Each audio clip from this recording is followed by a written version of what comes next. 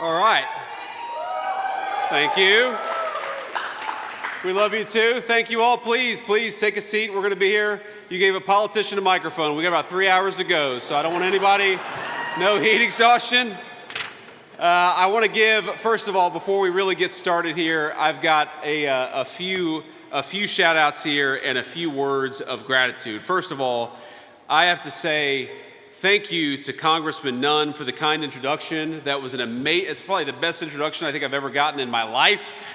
But most importantly, for being a good fighter for the people of this district. Because when you send somebody to Congress, you're never, ever going to agree with every single thing that they do, but you deserve to know that when they're in the halls of power, and especially when the cameras are off, they're thinking about you, about your families, and about your future. And a guy that you have serving this district, Congressman Nun, is one of those guys who does the right thing, not just when the cameras are on, but when the cameras are off too. And remember, when the President of the United States at the State of the Union address asked everybody, please stand if you agree with the statement that America's government ought to be fighting for America's citizens rather than illegal aliens, Congressman Nunn was standing up and fighting for you, and none of the congressional Democrats could raise their hand.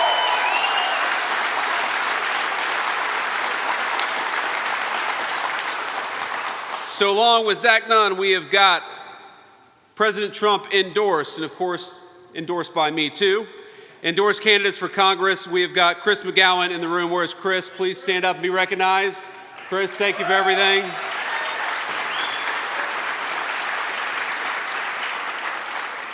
I saw Chris backstage. He said he doesn't really have an opponent. And I said, that must be nice. Of course, we ran against Kamala Harris and Tim Walz last election, so not all that different, but that's okay. That's okay. We have got Joe Mitchell in the house. Where is Joe? Please stand up. Joe, thank you.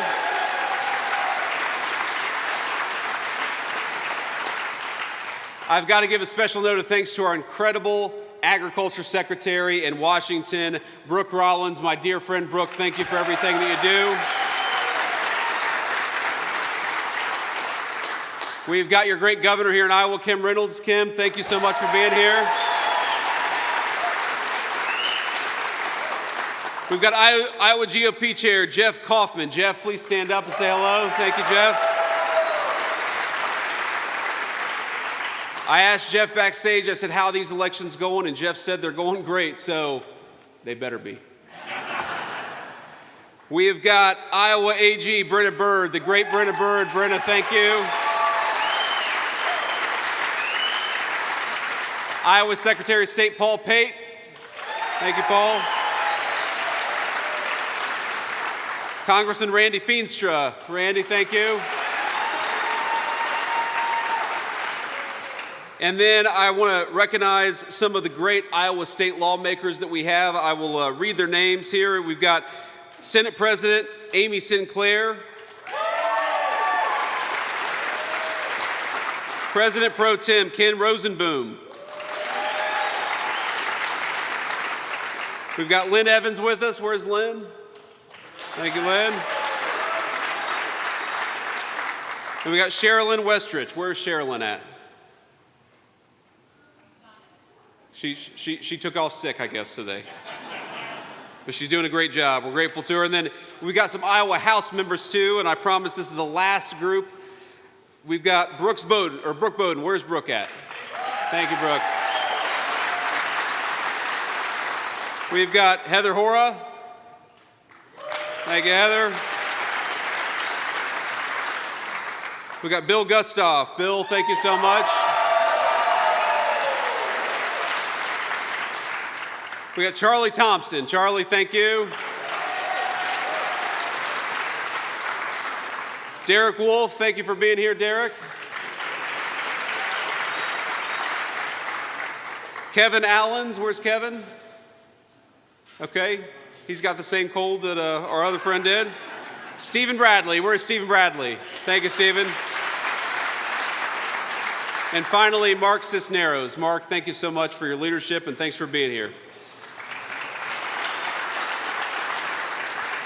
Look, I'm here today to talk a little bit about the stakes in November of 2026, because I think that we have done a lot in Washington, D.C. to be proud of. We're going to talk about it.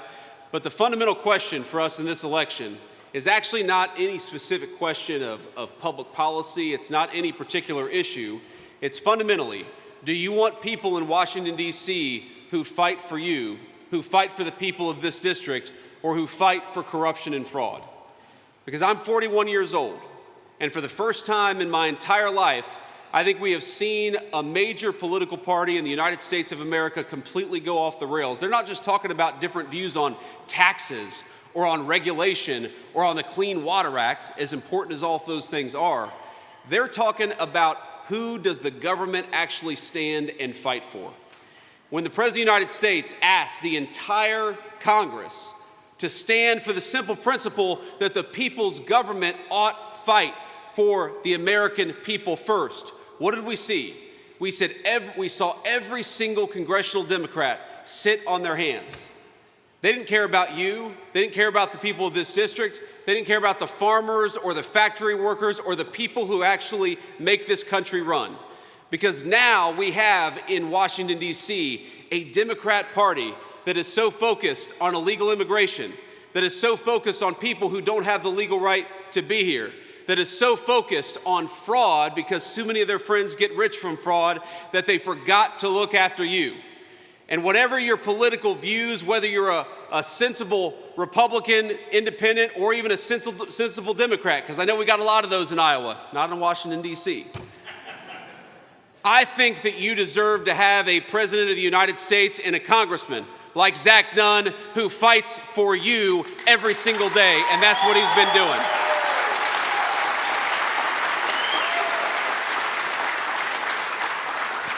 Now let me just give you a very concrete example of what fighting for you looks like. This is not abstract, this is not words written on a paper, this is real people's lives, and this is real dollars and cents. A few years ago, I talked to the owners of this factory, who told me the great products that they were making. They were paying their workers a good wage. They were building a great business right here in Iowa. You know, this company was started in 2009, the year that I graduated from college. Sorry for anybody, makes me kind of young. But here's the thing, to start a business in 2009 was a tough thing to do. It was the middle of the global financial crisis. You had to take some real risk. And what did this business find? After building a great business, after paying hundreds of people a solid wage, what did this business find? That foreign countries, in particular the People's Republic of China, was dumping goods, undercutting the wages of the workers of this factory, and driving this place out of business. They were using cheap labor, sometimes slave labor, to try to steal jobs from the hardworking people of this district and this factory floor. And for my entire life, we had presidents and politicians of both parties who didn't do a single thing to stop it and said, oh, by the way, absolutely, bring those cheap goods into our country. Bring those things that were built by hands of slaves rather than the hands of our own workers. And of course, we knew that when they drove those factories out of business, then they'd come in and jack up the price right after. So what happened for 41 years? We all know the story. The factories closed down. My hometown, this is the story of my hometown, where I grew up in a community that was proud, where people built things, where new homes were being made. And by the time I graduated from high school, the manufacturers were laying people off. Those big, beautiful factories were shuttering their doors. And we never had a political movement that said enough is enough until Donald J. Trump and Zack Nun came along.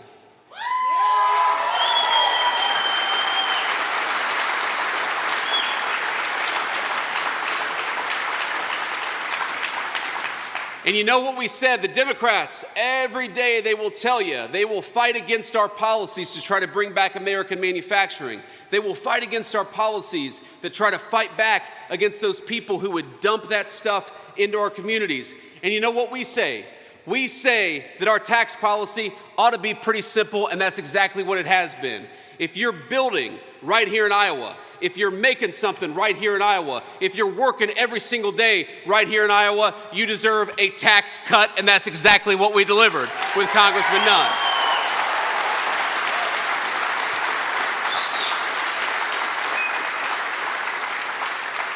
But if you're a foreign country dumping that garbage into our country, if you're trying to undercut the wages of Iowa workers, if you're trying to steal the jobs from Iowa farmers and Iowa manufacturers, you know what you're going to do? You're going to pay a big fat tariff before you bring anything into our country, because we're protecting the jobs of our workers and our people for a change.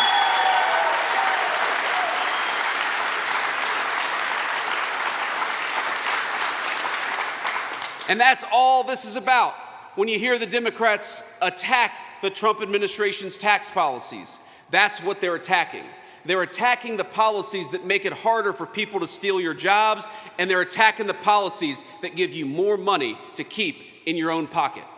Now, I talked to, the factory owners just a couple of minutes ago, I should say. And you know what they told me? They told me that the working families tax cuts, the tax cuts made possible by Congressman Nun, that they meant that their business had a lot more money that they could give to workers and higher bonuses and higher salaries, that they could hire more people, that they could expand and create new jobs that didn't exist before. Isn't it nice to have a government that finally is fighting for you instead of fighting against you? And that's what we're trying to have in Washington, D.C.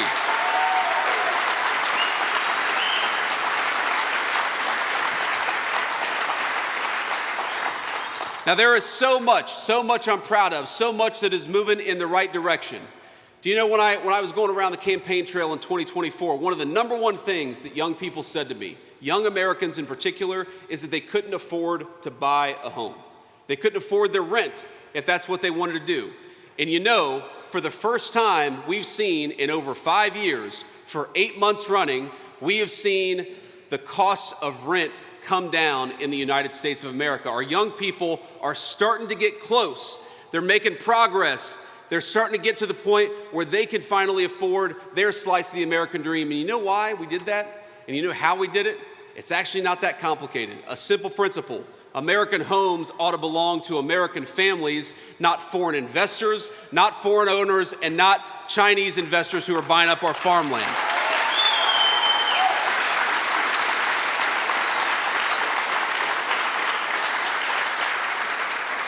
Again, it's not rocket science. It's a simple principle that if you have a government that fights for you, it can make your life easier. It can make it easier for you to start a business or to work at an amazing job. We didn't do anything that was particularly difficult. We did something that was simple and common sense.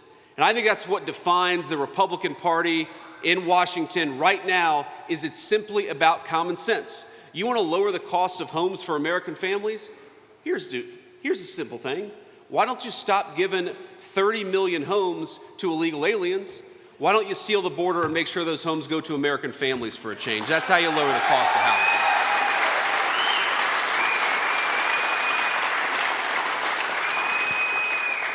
If you want to make it easier for a young American to start a family or to get a good job, stop giving jobs to foreign companies and stop giving jobs to foreign countries and protect the good, well-paying jobs that exist right here in the United States of America, and that's what we did.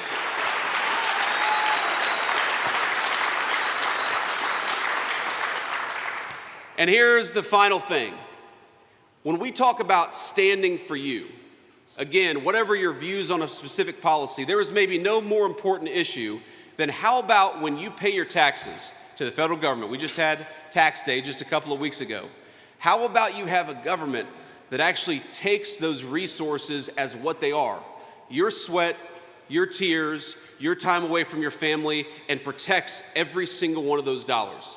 And that's what we're doing by going after fraud, finally, in the federal government.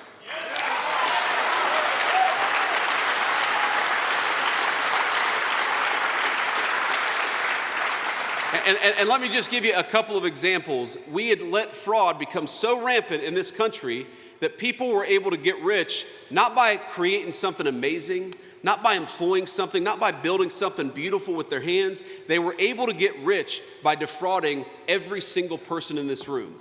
And they were taking money that should go to America's low-income families, to America's elderly, to people who are struggling in our communities. They were stealing it out of their pocket and stealing it out of your pocket so they could get rich. Let me give you just a couple of examples. There was a program in suburban Minneapolis. It's actually a national program, but it was taken advantage of in suburban Minneapolis, where what we do is that we make it possible, the American people in their generosity make it possible for the parents of young children who are autistic to get access to after-school services. And I think that's a cool thing because Americans, we take care of one another. But you know what happened? That money wasn't going to the parents of autistic children. That money was going to Somalian fraudsters because somebody figured out in the illegal immigrant community that if they went around and said that all of the children in a particular household had that particular problem, then they could collect a lot of money from the federal government. And so what happened? You paid your taxes, those people got rich, and the families who needed those services never got to access those services. They were stolen from, and you were stolen from, and your government didn't do a single thing about it until Donald J. Trump and Congressman Nun came along. What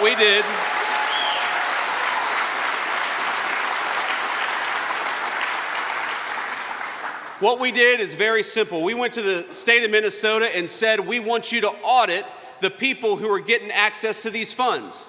And if you're not willing to confirm that the people who are getting these benefits actually deserve these benefits, then you're not getting another dime of federal money. We cut them off, and that's exactly what we got to do.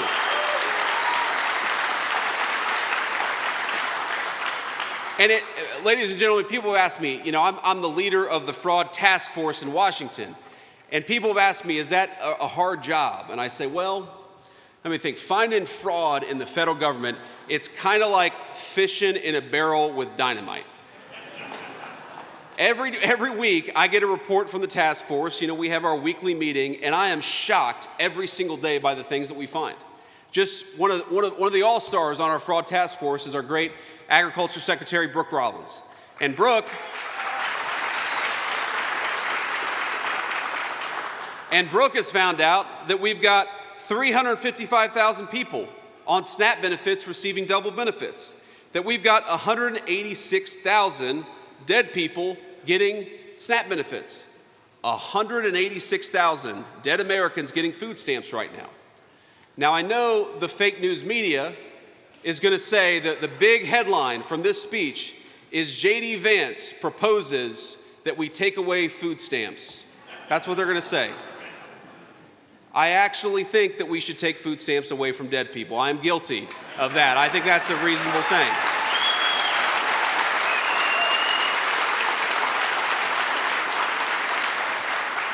I also was talking to Brooke backstage, and she said, you know that there are people who have this is not a joke. There are people who have Lamborghinis who currently receive SNAP benefits. I said, that's interesting. I'm a pretty conservative guy, but I would think that like 95% of the United States of America would agree that if you are wealthy enough to afford a Lamborghini, then you are wealthy enough to not receive SNAP benefits from the American people. Is that common sense?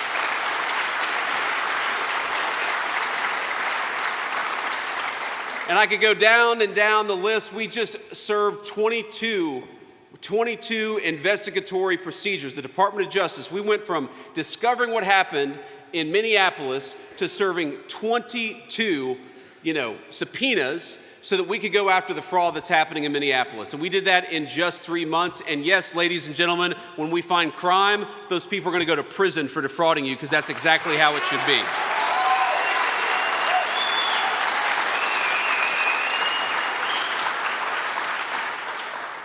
Now, the last thing I want to talk about, my friends, is we know that under the Biden administration, Iowa farmers and farmers all over the United States of America were hit, and they were hit hard.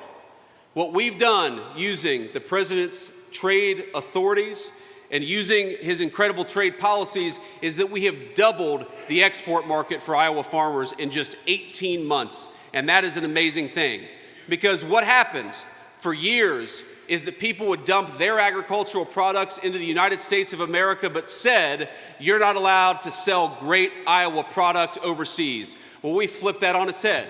We told all those countries, you're done dumping that crap into the United States of America, and if you don't want to pay a higher tariff rate, you better let Iowa farmers sell into your country, and every single one of them have let Iowa farmers sell into their country. Again, it's amazing what happens when you got a president and a congressman who's fighting for you instead of fighting against you, and that is the record that we've had over the past 18 months.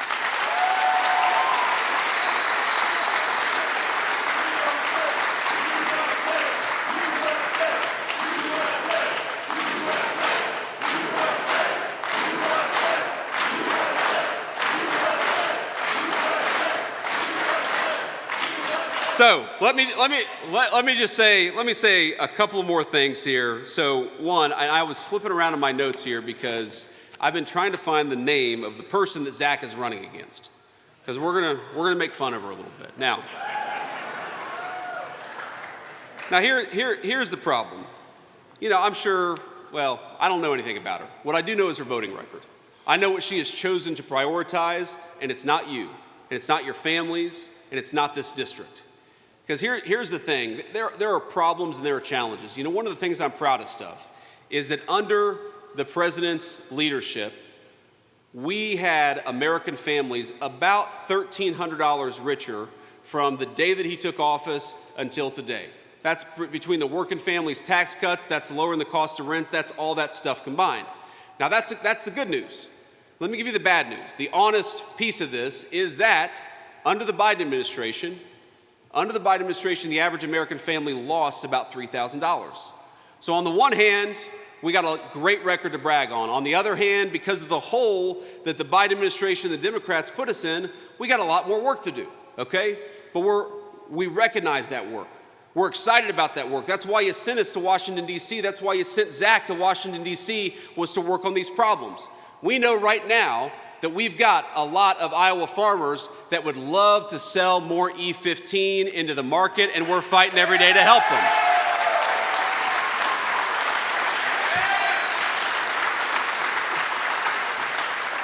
Now, I said that, I did not even see the E15 crew we got over here. I need one of those t-shirts.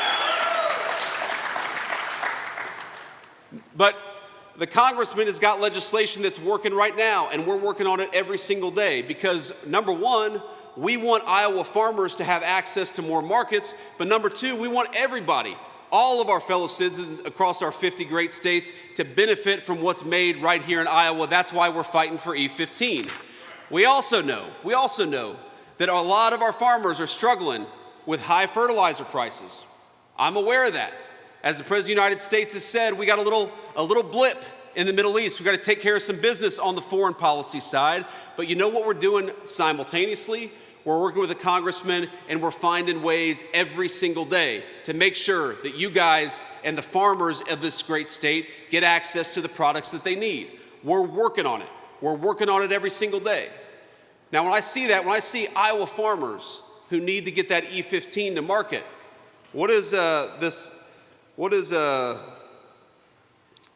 Zach, you're gonna have to help me out with her name here. I lost my page here. Okay, all right. Okay, there we go. Sarah Trone Garriott, there he is. I'm on the wrong page here. So while Zack is fighting to make sure, for the benefit of Iowa, but frankly for the benefit of the whole country, that we get more E15 into the market all over the United States of America, his opponent voted to push biological males in girls' sports as early as kindergarten. Okay, while he fought very hard for the working families tax cut to make sure that you got to keep more of your hard-earned money, and why you guys, in fact, are going to have the biggest tax refund season, or starting to have the biggest tax refund season in American history, he was fighting for more money in your pocket. She was voting against banning gender transition surgeries for minors. She was voting against schools giving parental notification if students start changing their pronouns. Now, we all hear that and we all think that's pretty crazy, but recognize that not everybody agrees with us. Here's the thing, even if you don't think that's crazy, why is that the priority of a woman who wants to represent you in Washington, D.C.?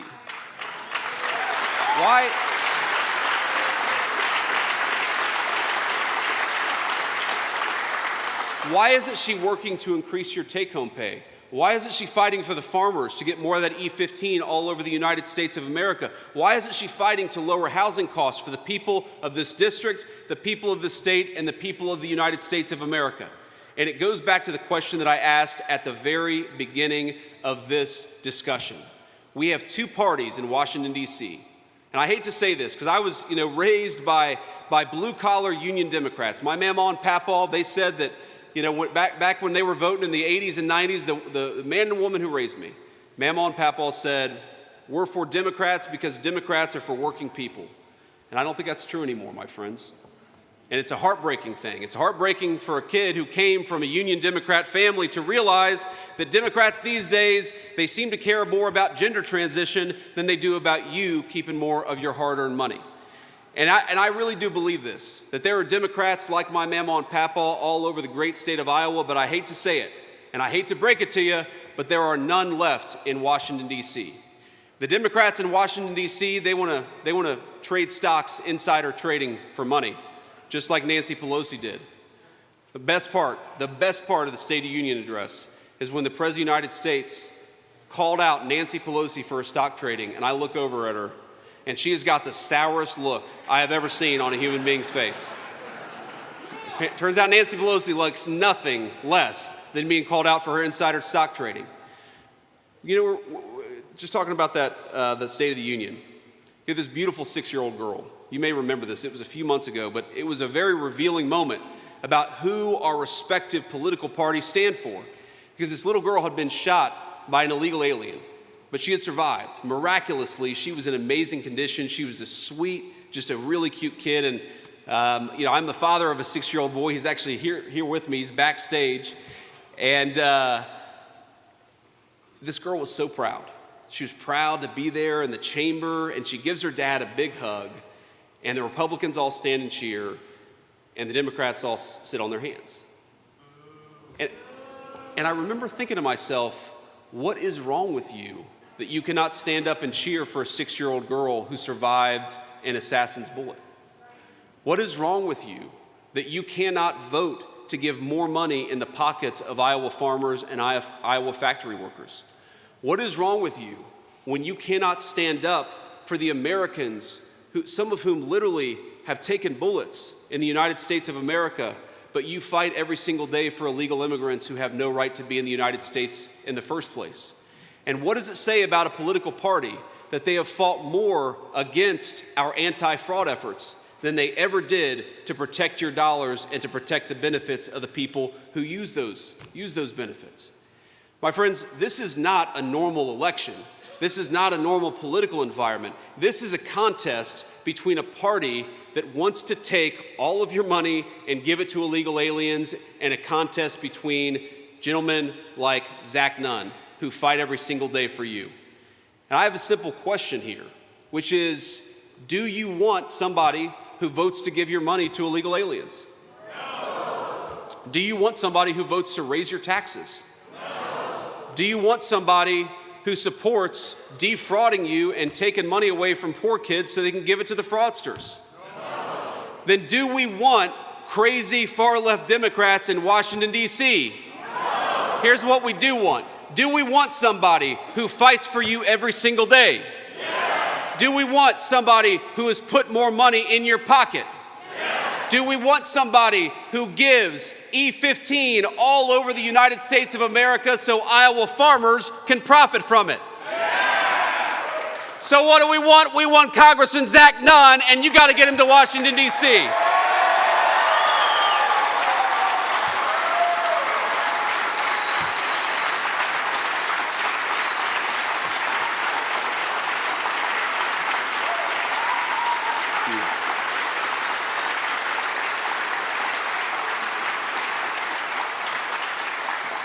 So let me just say one more thing, my friends, and then I will hit the road. You know, like I said, I've got my 6-year-old son back there, and the backstory of why, by the way, I started in Washington, D.C. We flew from Washington to Ohio. I voted in Ohio's primary today. From Ohio, that's right. The media asked me who I voted for, none of your business. Went from Ohio to Oklahoma City to do a fundraiser for the Republican National Committee, and then I came here to be with all of you this evening. And, you know, I can't wait to tell my wife when we get home that we've watched about 9 episodes of X-Men, and my son has eaten 4 chocolate chip cookies. She's going to be very pleased with the vice president.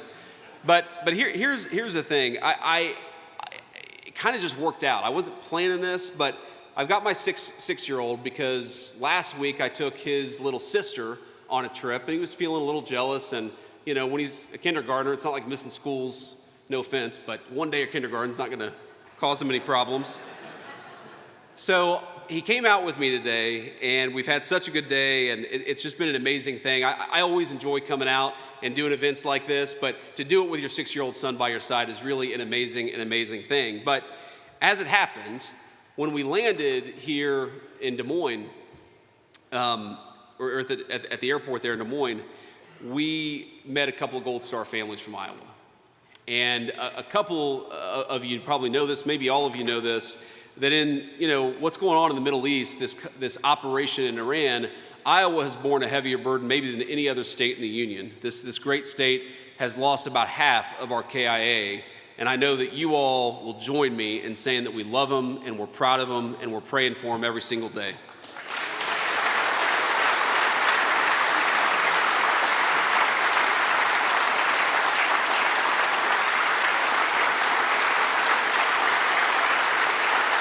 Thank you.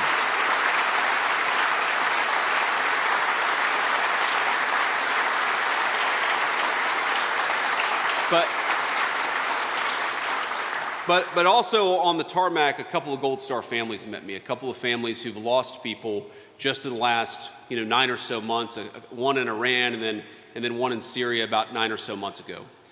And I was talking to them, and one of them told me, I had no idea, I didn't plan to see them, but they were here, and of course I was honored to see them. It's an amazing thing as the Vice President of the United States to meet the parents and the families of the people who put on a uniform and sacrifice their life for this country. And so I'm always happy to do it, always honored to do it. But one family, and I won't use their name, I don't know how political they are, if they're political at all, but they told me that their son's birthday was today. And so I get in the car with my little 6-year-old, and I look into those big eyes. His eyes remind me of his mother's eyes. And I think to myself, what an amazing blessing it is to be able to be a father in the freest and most prosperous country anywhere in the history of the world. And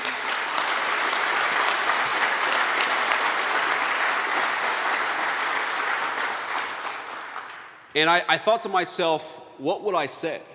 What would I say if this beautiful 6-year-old boy got older and decided, like his dad, to put on the uniform of his country, and like so many of you here, decided to put on the uniform of his country? And I thought to myself, on the one hand, I'd be so proud of him. I'd be so proud of him, but on the other hand, I'd be so terrified that what happened to those two families would happen to this boy. And it hit me that every time we lose somebody, every time somebody goes overseas and sacrifices their life, every time that a person gives the ultimate sacrifice to the United States of America, we often read about it as a line on a newspaper or online, but there's a father, and there's a mother, and there's a grandma, and aunts and uncles, and a whole crew of people who love them the same way that we all love every single member of our family. And you take that love, and you set that on one side, and you consider the balance that all of us owe. Because on the other side is we have to meet their sacrifice by carrying something forward that they can't carry forward. We have to make this country worthy of that sacrifice. You remember that movie, Saving Private Ryan? It's one of my favorite movies. And at the very end, right before one of the soldiers takes his last breath, he looks up and he says, "Earn this." And what he means is all that love, all that was taken away from those families, all that was taken away from so many of the people who've put on the uniform and sacrificed for this country, we have to earn it. Now, so much of that is how you live your life. So much of that is, Congressman Zack Nun being a good husband and father and his beautiful family here. I think, what, you guys have 6 or 7? 6. She is a saint, Zach. She is a saint. Part of that is how we go to work and treat our employees and what we build and make with our hands and with our minds. Part of it is how we go to church and give back to our community. But part of how we earn that incredible sacrifice given to all of us is by making this country's politics and government worthy of the people who put on the uniform and will never see their loved ones again. And part of what we have to do, my friends, is every single day, we have to send people to Washington. I'm not saying you have to agree with every single issue. I'm saying that you got to send people to Washington who wake up every single day and recognize that they fight for you.